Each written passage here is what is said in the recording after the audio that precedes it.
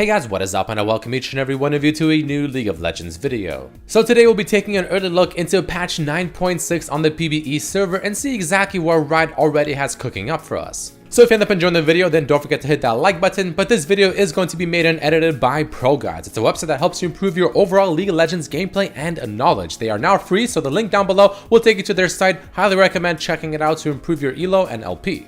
So the first thing to talk about is going to be that dog versus cat event that is supposed to be coming out in the next patch, I believe. Riot has already released the skin splash arts and the skins themselves, and they are pretty damn good. So what we have is as follows. For the dog side, we have Corgi Corki, Fuzz Fizz, and of course a Fuzz Fizz Prestige Edition. On the cat side, however, we have Meowrick, which is of course a Yorick skin, and we have Pretty Kitty Rengar. So I want to know down below in the comment section, which side are you voting for, or are you going to be playing for, the cat side or the dog side? I love both of them, but if I had to choose, I guess I would go with the cat side because currently I personally have a cat myself. On top of this, I'm sure there's going to be new missions. They'll probably have some free loot along with those missions as well, and other stuff coming out for this event as well.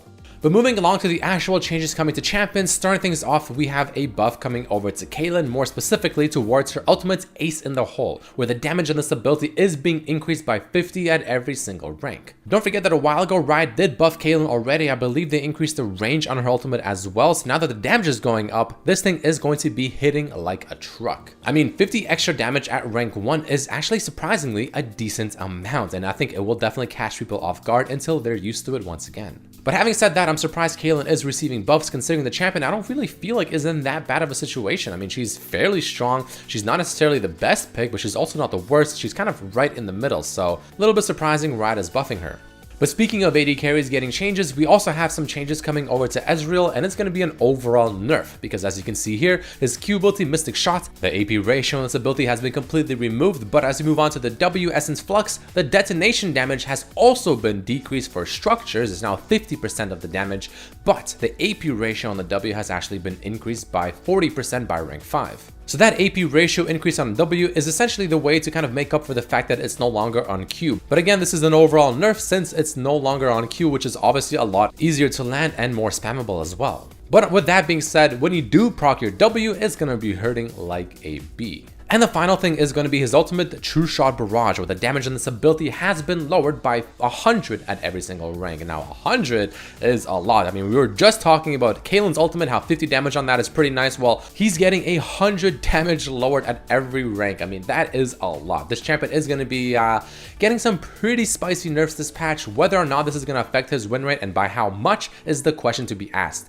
I feel like it should, and he should definitely be weaker. I just don't know by how much. Next up, we have the Teemo mini rework back up on the PvE server for more exploration, so let's go over it once again. So a bunch of his base stats are being changed, like his base mana regeneration, the mana regeneration per level, and all that's being increased and decreased as you can see on your screen right here. But let's move on to the abilities, where his passive now is actually Toxic Shot, which is currently his E ability more or less, and now his passive does the following. His basic attacks now just deal bonus magical damage and leave a poison dot or damage over time effect that deals 24 to 180 magic damage over 4 seconds, and Toxic Shot's damage, both the on hit and the dot damage, is amplified by 50% whenever there are other poison debuffs on the target. Now this obviously counts for other champions' poison debuffs, like for instance we have Twitch, Cassiopeia, we have Singed, but also counts for Teemo's other abilities, like for instance his Q. This ability more or less is still the same. I mean, the base damage has been lowered, the mana cost has been increased, the AP ratio has been lowered, so it is a bit weaker, but again, the ability functions the same and it's now considered a poison debuff for the passive. Teemo's W, Move Quick, no longer breaks stealth, and that's about it. His E ability is a completely new ability now, which was more or less his old passive. He still goes invisible, but except now it's an actual active ability, so you essentially go invisible on demand. It has a 2-second delay before Teemo becomes invisible, which is pretty sweet. Before, it used to be camouflage, but now it's invisible, which is better. They also made some other changes to the ability, such as, for instance, you no longer get slowed whenever you are invisible, which is number 1. You're still essentially being invisible as long as you want, as long as you're standing still or you're within a bush. But you can only move 5 Teemos out of the bush, or at least 5 Teemos worth of space. So that's kind of a way to visualize it, and that's literally what it says in the ability. And the final new addition to this ability now is the fact that you can see 25% farther away while stealth, which is, I think, really cool. But other than that, it's still the usual effect, as upon breaking the stealth, you get extra attack speed for 3 seconds and all that stuff. And when you're in a bush, the cooldown on this ability goes down much faster. And last but not least, his ultimate, you can see here, it still functions more or less the same. It has its own poison effect now, again for the passive. The base damage is lowered, the AP ratio is lowered, but the maximum mushroom ammo count has been increased to up to 5 now by rank 5. The traps now become invisible after 1 second, and traps can continue to bounce on other traps, which is also pretty cool. So more or less, the Teemo now on the PvE is much different from the Teemo on the live servers, but this Teemo currently on the PvE server is also slightly different than the Teemo we saw on the PvE server about 2 weeks ago or so. But let me know what you think about these new Teemo changes down below. But let's move on to yet another major change coming over, more or less a mini rework. This one is coming over to Urgot. So starting off with the minor changes first, we have his mana being increased, his mana regeneration growth is also being increased, his passive Echoing Flames no longer deals reduced damage to enemies hit by it in the last 5 seconds, his W Purge no longer does its shield, the cost is being lowered to now being 0 by rank 5, the cooldown on this ability is also being lowered to being 0 by rank 5, and the on-hit damage reduction is also being lowered down to 50% from 66. Now, why it's being lowered to 0 like this, I don't really know, honestly. It sounds very strange, but I'm hoping Riot knows what they're doing. Moving on, however, Disdain, his E ability. Now this ability grants him the shield that his old W used to grant. The damage has also been changed in this ability to now scaling off of bonus AD rather than total AD. With the base damage early also being heavily increased, the cooldown has been changed in this ability to being 14 on all ranks, and the cost has also been increased. And the final thing is his ultimate, where the range on this ability has been increased by almost 1,000, which is a lot. The cast time has been slightly increased, and the damage on this ability has also been changed to now scaling off of bonus AD rather than total AD, and the base on this is also being heavily increased. So yeah, yet another very interesting change on the PvE server. Let me know what you think about it, especially about his W having no cooldown and no mana cost, so essentially you'll almost always have it up.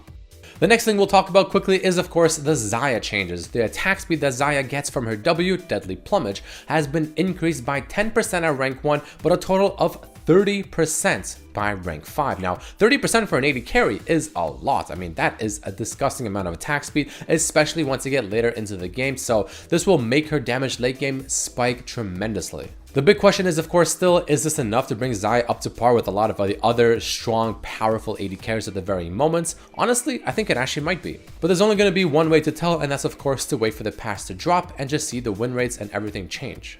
Next up, we'll be talking about some changes coming over to an item, which is of course the Brawler's Glove. The critical strike chance is no longer a unique passive. So essentially, if you're building items that require more than one Brawler's Glove, or you're building several items that will eventually use the single Brawler's Glove that you have, well, you can now stack it up and get that extra critical strike chance earlier on into the game, and actually it could be pretty interesting on some champions. And the next thing I want to talk about is going to be some mini changes coming over to the rune Ghost Poro. Now, I feel like not many people take this as much anymore because, well, there's just other things to take and they're better. So Riot is trying to change it up and make it more enticing. So let's see what they did. It now states the following: Ghost Poros now appear when your ward expires rather than being placed when going into a brush. The full tooltip states the following: when your wards expire, they leave behind a Ghost Poro, which grants a vision for 60 seconds. Nearby enemy champions scare the Ghost Poro away, while either you or the Ghost Poro is in enemy territory, gain 5 to 20 adaptive force based on level. So it seems that they're combining the old Ghost Poro and the current zombie ward into one, and essentially this is what you're getting. But the only issue with this is it feels like there's almost no point in taking the zombie ward anymore because it doesn't feel as useful. So I feel like people will be taking Ghost Poro over zombie ward almost every single time because you get that extra AD from it, or the extra AP, or of course whatever the champion you're playing is. And it just seems better in almost every single way.